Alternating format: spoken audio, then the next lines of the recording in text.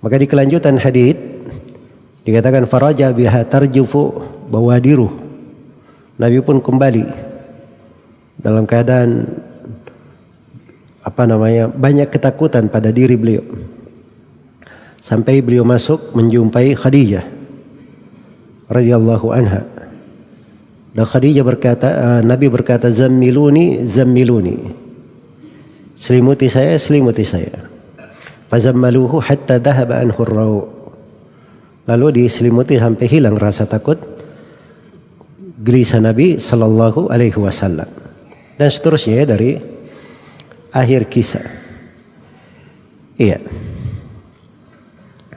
Dan ini yang syah dari Aisyah radhiyallahu anha.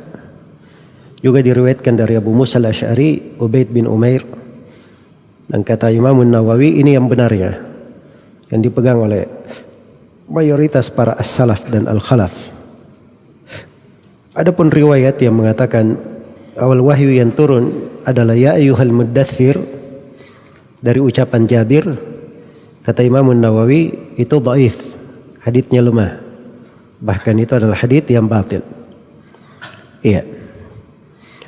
Dan itu datang ya di dalam ucapan sebagian sebagian rawi. Tapi itu bukan pendapat yang kuat. Baik. Dan pada 5 ayat yang turun ini di awal surah Iqra, ini oleh para ulama dikatakan dengan turunnya ayat ini atau ayat-ayat ini, maka itu penjelasan bahwa beliau adalah seorang nabi. Pertanyaannya, dari sudut mana di ayat ini yang menunjukkan bahwa beliau diangkat sebagai seorang nabi? Coba antum lihat 5 ayatnya. Iqra bismi rabbikal ladzi khalaq. Bacalah dengan nama Rabbmu yang mencipta. Khalaqal insana min 'alaq. Mencipta manusia dari segumpal darah. Iqra wa rabbukal akram. Bacalah dan Rabbmu yang paling mulia. Alladzi 'allama bil qalam, yang mengajarkan dengan pena. 'Allamal insana ma lam ya'lam. Mengajarkan manusia apa yang dia tidak ketahui. Mana dari ayat yang menunjukkan bahwa ini beliau diangkat sebagai seorang nabi?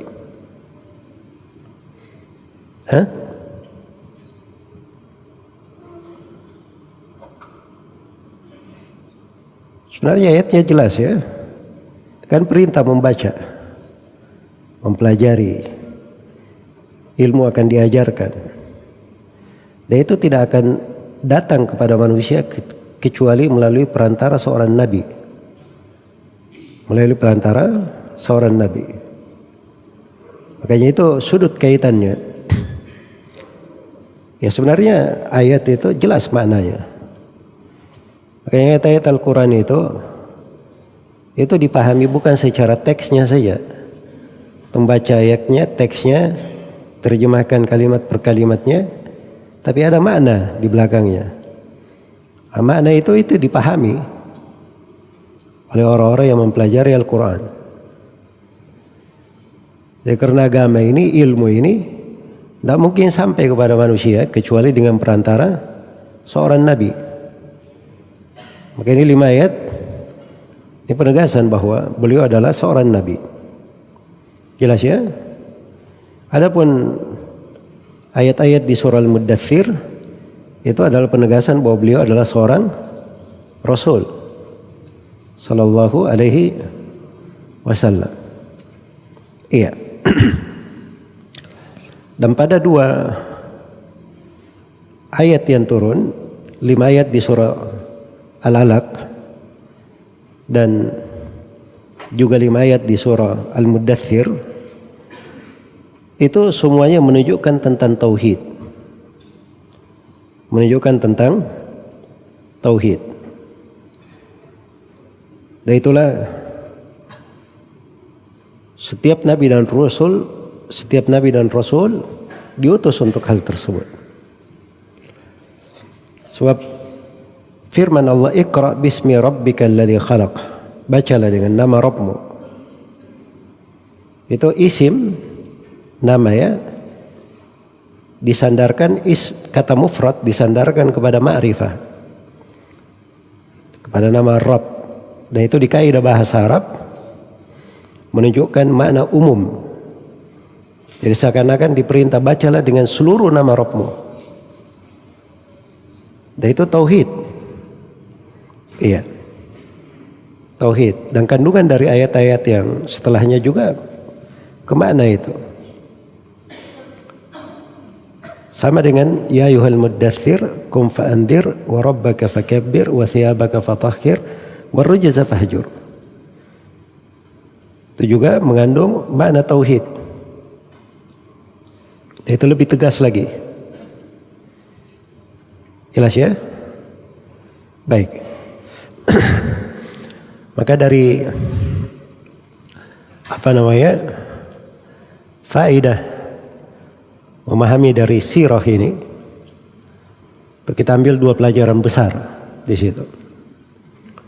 Pelajaran yang pertama terkait dengan agama dan syariat itu harus diambil dari jalur ilmu.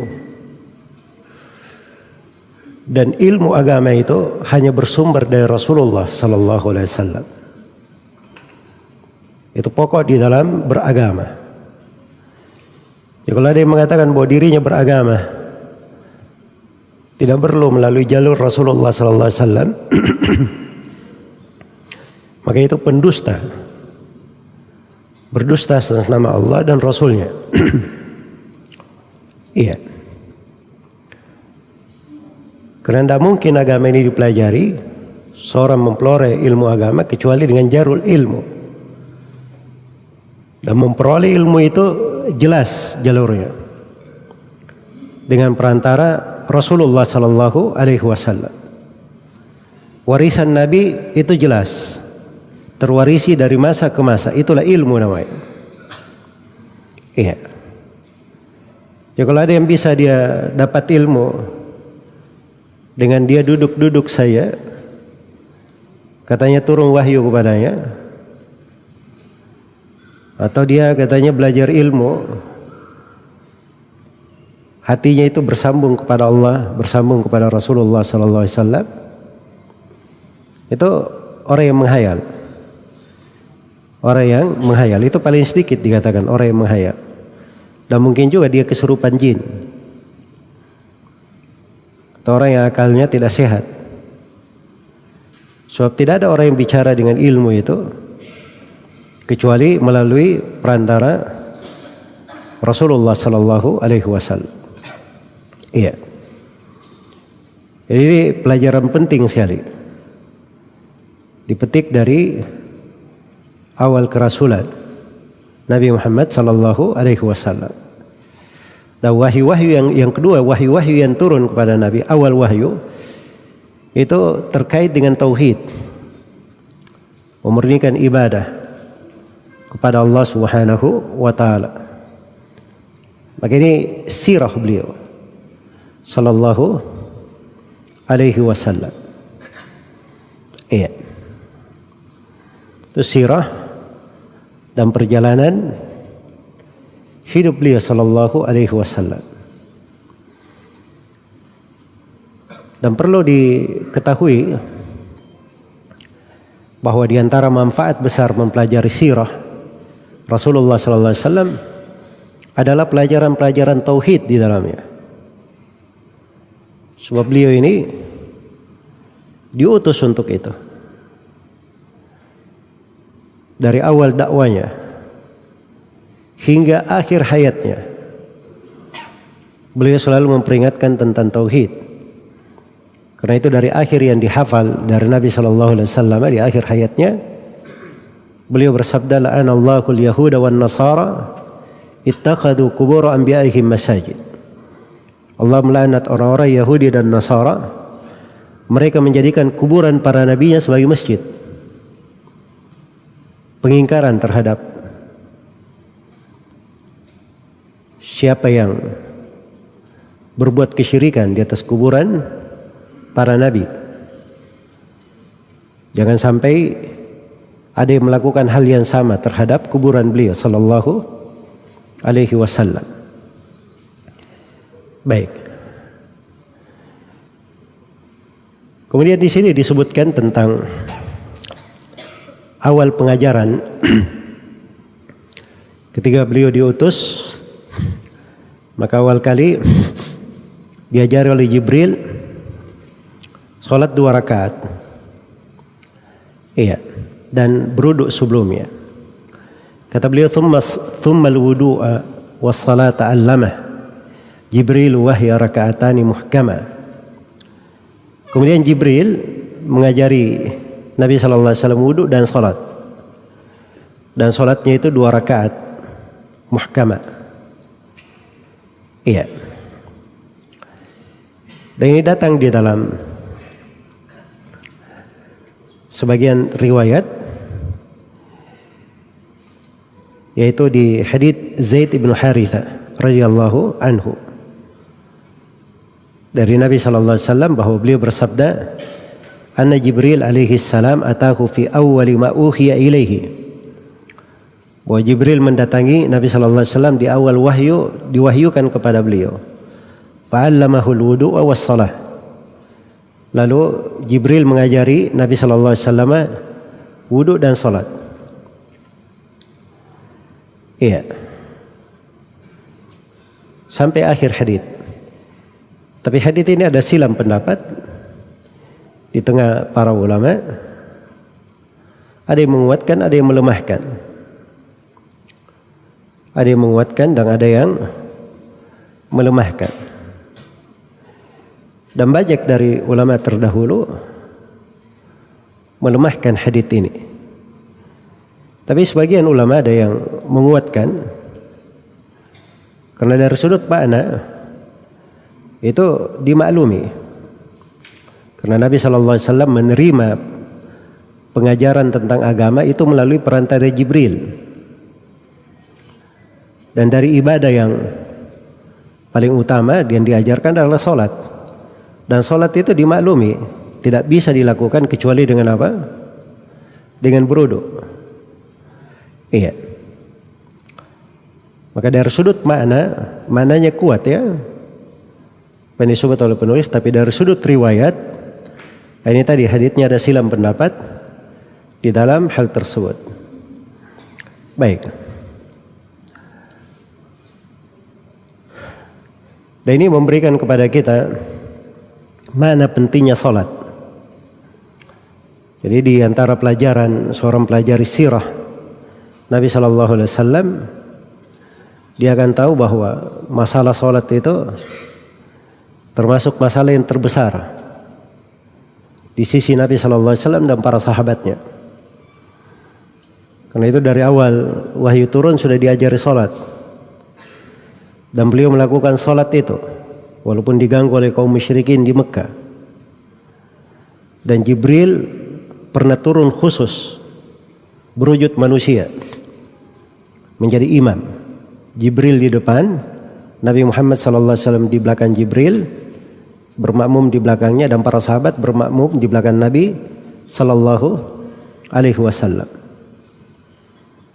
Nah itu kejadian luar biasa ya. Makanya keimanan para sahabat itu tidak bisa ditandingi oleh manusia yang datang setelah mereka. Nah, mereka adalah dimuliakan oleh Allah, menemani Rasulullah SAW. Mereka lihat langsung wahyu itu turun. Berapa kali mereka melihat Jibril dalam wujud manusia. Ya, bisa dibayangkan bagaimana keimanan itu betul-betul bercokol di hati mereka, mengakar kuat di dada-dada mereka. Iya.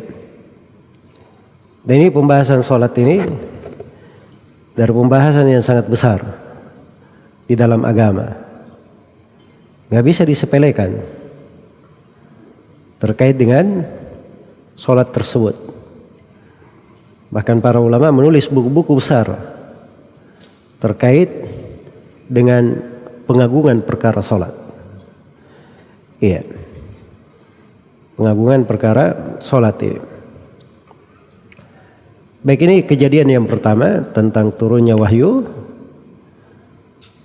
dan sudah kita bahas di dalamnya usia beliau ketika wahyu turun, hari apa, di bulan apa wahyu yang pertama kali turun, dan apa pelajaran hukum di awal wahyu turun itu.